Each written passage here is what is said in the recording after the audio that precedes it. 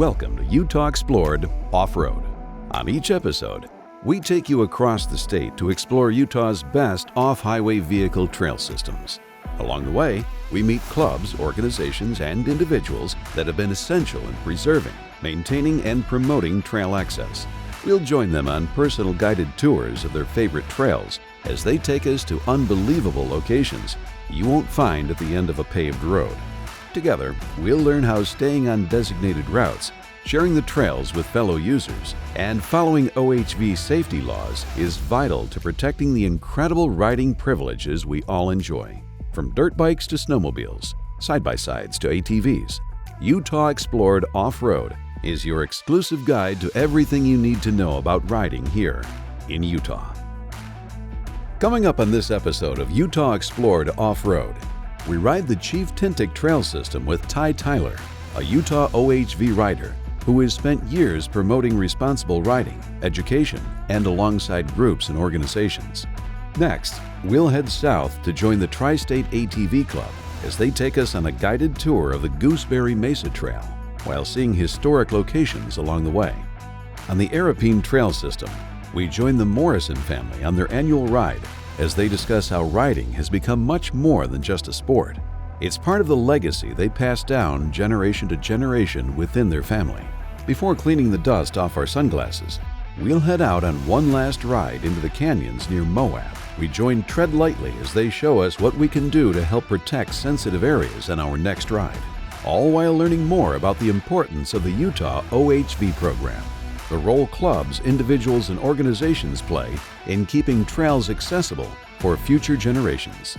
So fill up your gas tank and get ready for another exciting episode of Utah Explored Off-Road.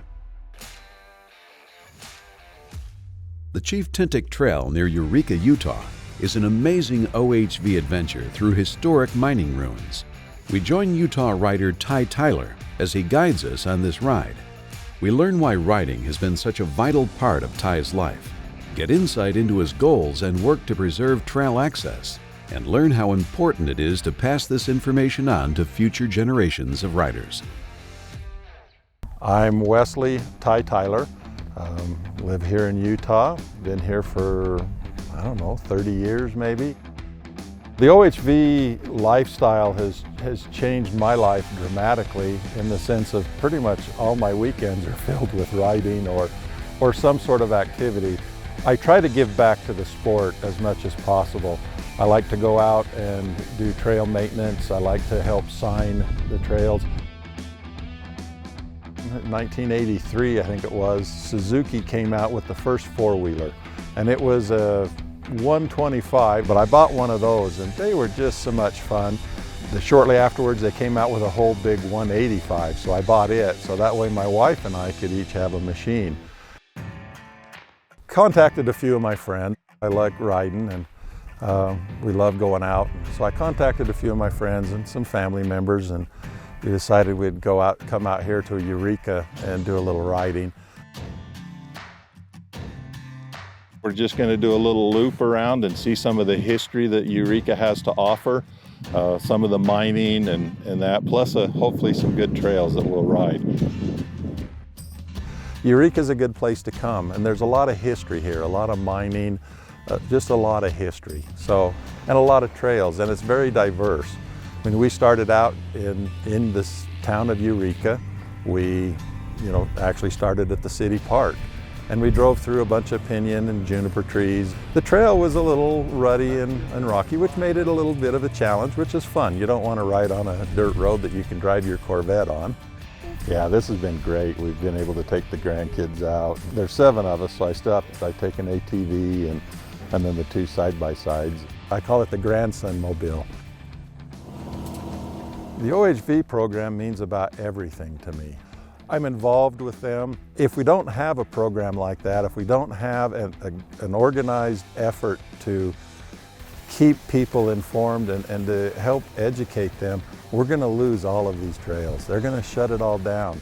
And the OHV program is kind of the spear that's leading the charge here. They're the tip of the spear.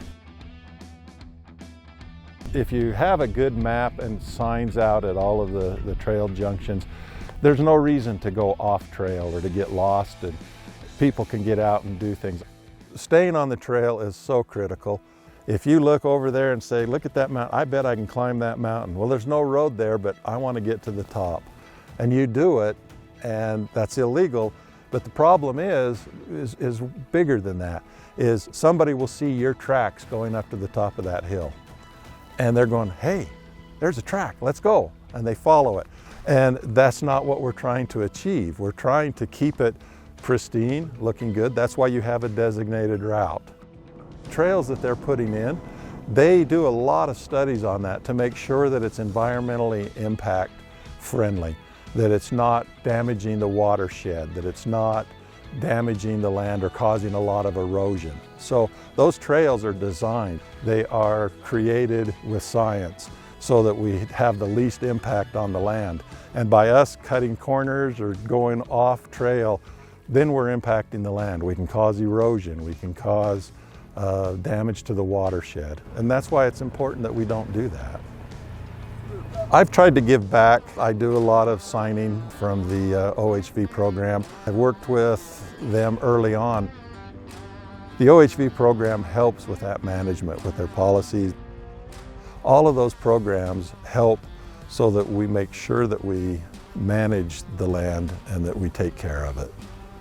We ride some epic trails, but then we also have time to sit down and discuss how we can better serve our community, how we can keep trails open, how we can get the importance of proper etiquette out to the masses.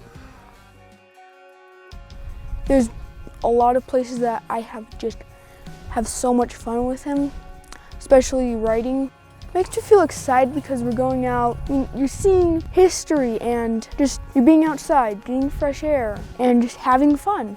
I've always said that if anybody wants to know anyone in the OHV community, they need to get to know my dad. He is extremely well connected. If there's a project involved to improve a trail, to sign a trail, he's either going to be there or he's involved in it some way or fashion that he knows everyone that's going to be involved in those projects. It's the 50th year anniversary of the Utah OHV program. Happy anniversary. I hope you have 50, 100, 200 more anniversaries. I want to preserve and protect everything this country has to offer. Ty Tyler shows us the importance of protecting these trails for future generations through staying on designated routes, practicing proper trail etiquette, and working with organizations to educate new and seasoned riders alike in an effort to preserve our trails.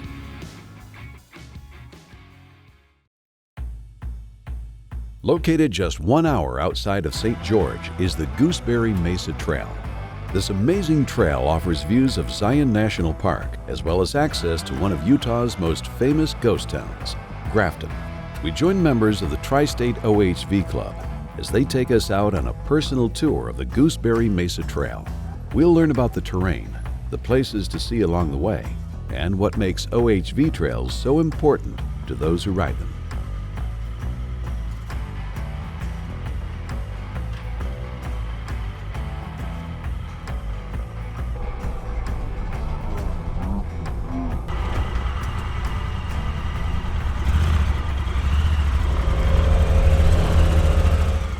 My name's Brad Carey. I'm with the Tri-State ATV Club here in Eureka, Utah. And this is one of our, I would say, original trails that we've done here during our jamborees. It's a popular mountain biking trail. It's a popular ATV trail. I love it. I mean, the camaraderie we have here, the friendships we have here in the club, we all enjoy each other, have a good time out here enjoying the scenery. From the staging area located just off Utah 59 on Main Street in Apple Valley, our group heads north towards Gooseberry Mesa, where the trail merges into Smithsonian Butte Road. Just past the steep incline, known as Crybaby Hill, the dirt track ends at a gravel road taking you into the ghost town of Grafton.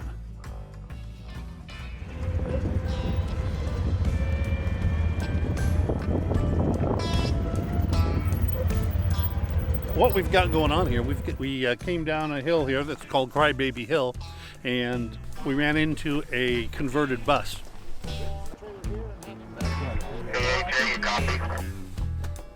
Yeah, we do. Go ahead.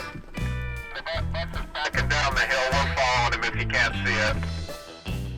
If anybody gets in trouble, whether they're with us, a member with us, we're going to stop and help. You don't want to leave anybody stranded out on the trail. You don't want to leave anybody in a situation where them or someone else can get hurt. You need to look out for each other, and that's what we're trying to do here. Some of our people are helping this guy off the hill.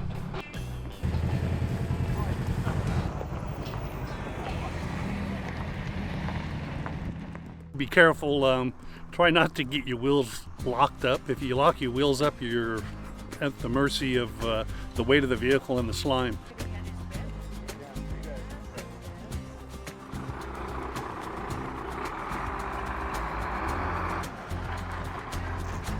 It can get fairly steep, rocky, and during rain and muddy, it's very slippery and slimy. If your wheels are turning, then you can actually steer the vehicle. But if your wheels are locked up and you're just sliding in the mud, you can turn your wheels and you're going to continue to slide.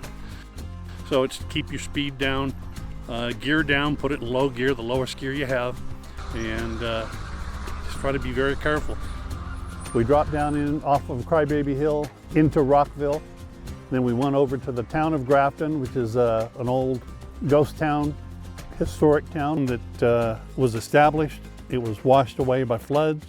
People went and gathered their belongings that flowed downstream, came back, relocated slightly, and got washed away again. Then from Grafton, we stopped at the Grafton Cemetery, which is a very old 1870 era cemetery. There was a sickness that came through that affected some of the people here, and so people decided to leave the area and the buildings were left. And we came back up Crybaby Hill up on top here to Gooseberry Mesa.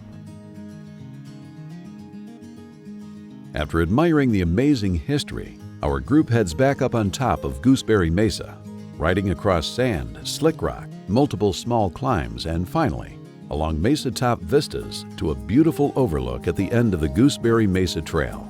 With scenic panoramic views around every bend, historic stops, and unique terrain, the Gooseberry Mesa Trail is perfect for riders of all abilities. Being a member of this club, I mean, it's like being a member of a family. We've met wonderful people. We've learned a lot of things, and it's something that I enjoy. It's something I'll be a part of the rest of my life. Well, the Utah OHV program is awesome. It allows people to get out and ride. It teaches people to ride with respect, to leave no trace. You know, we preach that in our club, and the state of Utah has done a very good job teaching that, and we try to follow the state's lead on that, and we try to have all of our club members, all the people that ride with us, we preach that in our club. This being the 50th anniversary of the Utah OHV program, you know, we couldn't be doing rides like this, and we appreciate everything that the OHV program does for us, and we're glad to be a part of the 50th anniversary. The Gooseberry Mesa Trail is the perfect trail for riders of all abilities. On this adventure, you'll experience challenging terrain, beautiful vistas, and historical places along the trail. Always stay on designated routes, assist others, and practice good trail etiquette. For more information about off-highway vehicles, places to ride, and to learn more about the 50th anniversary of the Utah OHV program, visit www.ohv.utah.gov. Do you want to learn about more amazing Utah places to visit? Utah Explored is your personal tour guide to all the amazing places, unique activities, and one-of-a-kind destinations that only Utah has to offer. Each week, we take you on a guided tour of places you can only experience here in Utah. Check out our other videos and watch full episodes free at utahexplored.com. Every year, families from across Utah get together and go out for a ride on their favorite OHV trail. To many of these families, like the Morrison family, getting together to ride motorcycles and ATVs is much more than a tradition. It's a legacy that defines their family and ties them together across generations. I love the mountains, and I always enjoyed being up there. but I didn't enjoy the long walks. And motorcycle, and the ATVs gave me the option of being back in the mountains and seeing all the beautiful scenery. This has been a generational thing. Started with my parents. I have 3 other brothers and 1 sister, and by the time we were in high school, we all had motorcycles.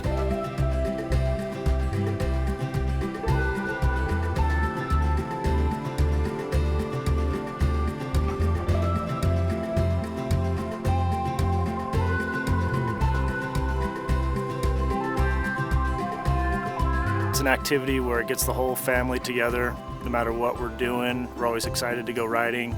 It's really cool to see my 80-something-year-old grandparents out there riding, and I would hope that I'm at that point when I'm their age. What riding's done to our family is it's really helped us to become close. There's so many memories and stories and pictures that we have. We go back and look and laugh and talk about the great times we've had in the past. And so really it's building memories as a family.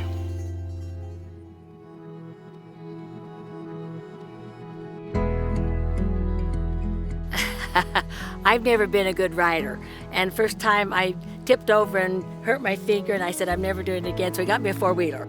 Ken can drive and I can just sit back and enjoy it. So this has been our legacy.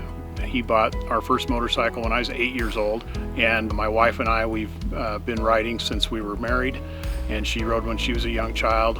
I started motorcycling when my parents bought me my first Trail 70 Honda. So we've just always motorcycled with the family and bought all our kids' machines, and it's just such a great family activity. I wanted them to experience the opportunity to ride the bike themselves and also become more skillful.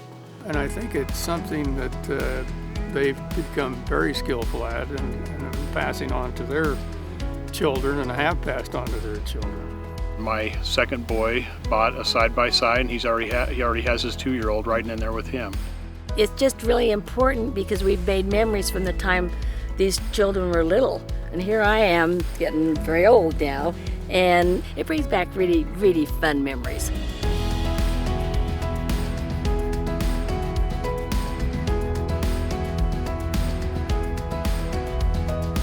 It is so important for our family to get out and motorcycle together because it's a great tradition that we've done our whole lives, and every kid can do it.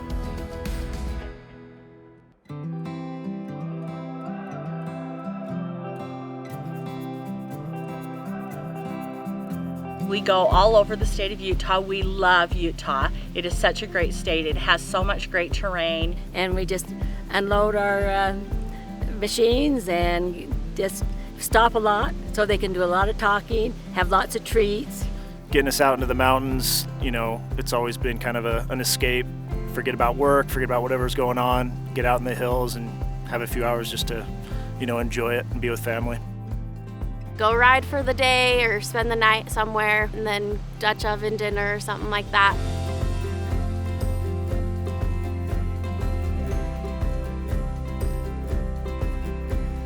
It's a great experience to just get away and to be able to enjoy these things, and I think it needs to be protected. It is a sport that everyone can participate in. My grandparents are participating in it, my younger cousins are participating in this sport, so I think that it's important to protect it because of that diversity. It's very important to follow every safety rule you can. Be careful. Wear your helmet. You should be wearing gloves, you should be wearing over-the-ankle boots, you should be wearing long pants. And really see what it's all about, because you can get into places that normally you wouldn't get to. You can cover a lot of ground, more so than when you're hiking or mountain biking.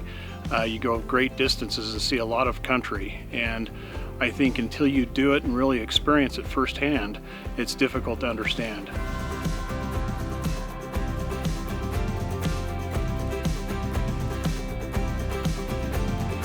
We ride because we enjoy being out on the trails, and part of the legacy that I'd like to pass on to my children We love this. We've done it for generations. It's just a fun thing for the family to remember. It's a nice legacy. It really just helps you, you know, kind of get back to your roots, and you do feel at peace, connects you back to nature. You know, coming out on rides like this, it's really what makes us the Morrison family. It's really what makes us who we are. To the Morrison family, the time spent out on the trail has become a part of who they are as a family. For more information about off-highway vehicles and to learn more about the 50th anniversary of the Utah OHV program, visit www.ohv.utah.gov. You're watching Utah Explored Off-Road. Learn more about Utah's amazing trails, outdoor activities, and iconic destinations. Watch full episodes anytime at utahexplored.com. It's important to remember to stay on established trails. Tread Lightly and its partners lead a nationwide initiative to protect and enhance recreation access and opportunities by promoting outdoor ethics to heighten individuals' sense of good stewardship. The goal is to balance the needs of the people who enjoy outdoor recreation with our need to maintain healthy ecosystems.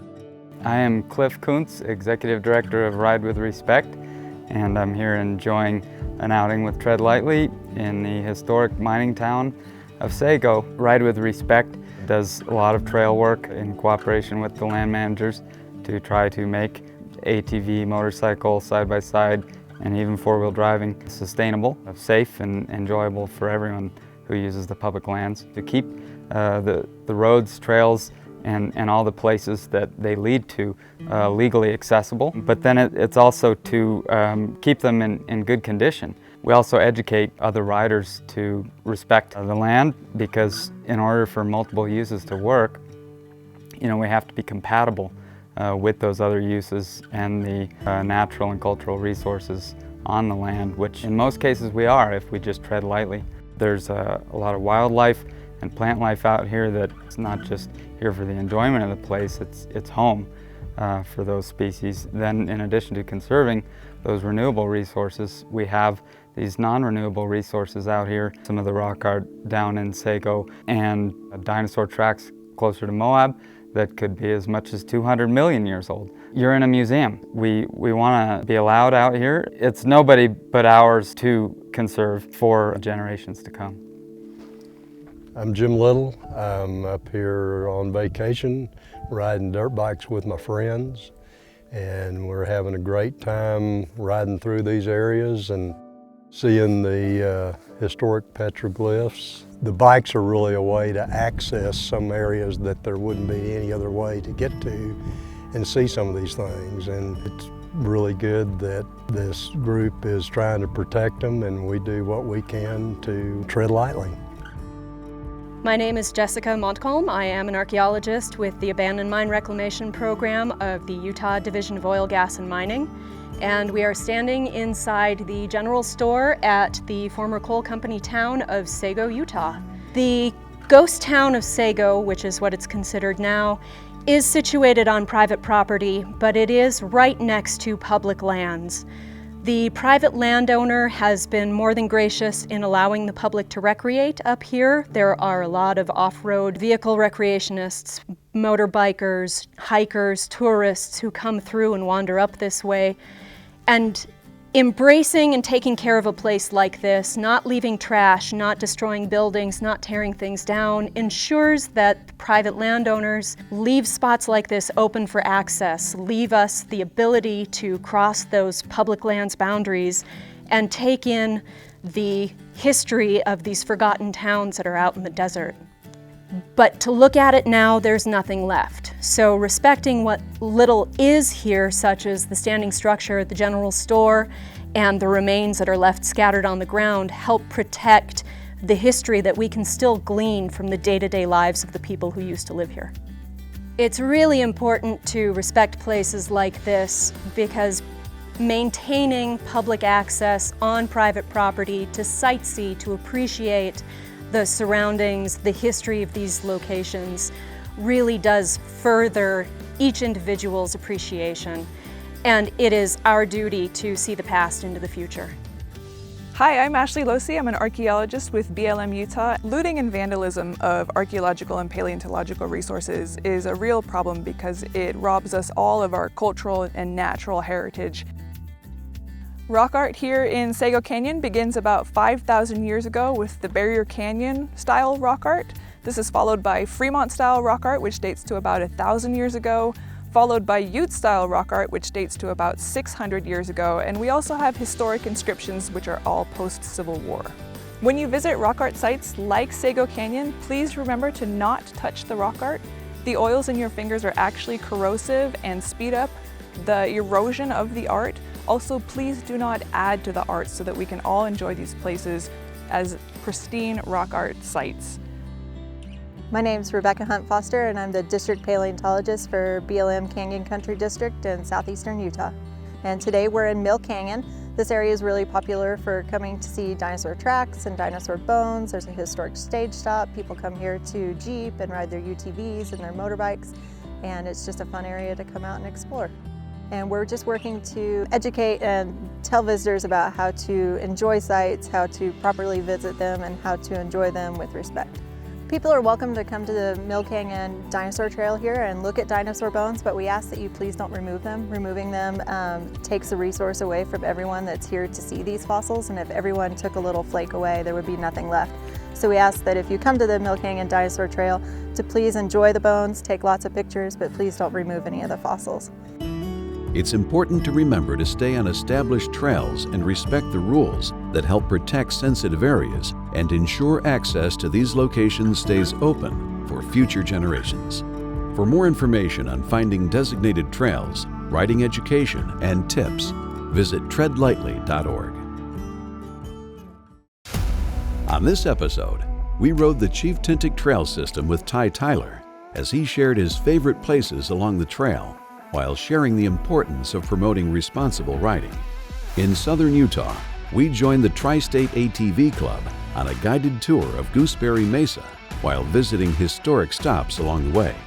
On the Arapeen Trail System, we joined the Morrison Family on their annual ride as they shared how riding has become much more than just a sport. It's part of the legacy they pass down generation to generation within their family. Before calling it a day, we took one last ride into the canyons near Moab to join Tread Lightly, archaeologists, and OHV riders as they showed us what we can do to help protect sensitive areas on our next ride. Thank you for joining us on this exciting episode of Utah Explored Off-Road. Join us for another ride in our next episode as we explore the history, destinations, and unique experiences you can only have out on the trail. We'll ride with more clubs, organizations, and individuals that have been essential in preserving trail access across the state. Get out there, get some dust in your teeth, and put some miles on your machine. But as always, do so with respect. Stay on designated routes. We all love to ride, so let's do our part to protect the riding privileges we have here in Utah.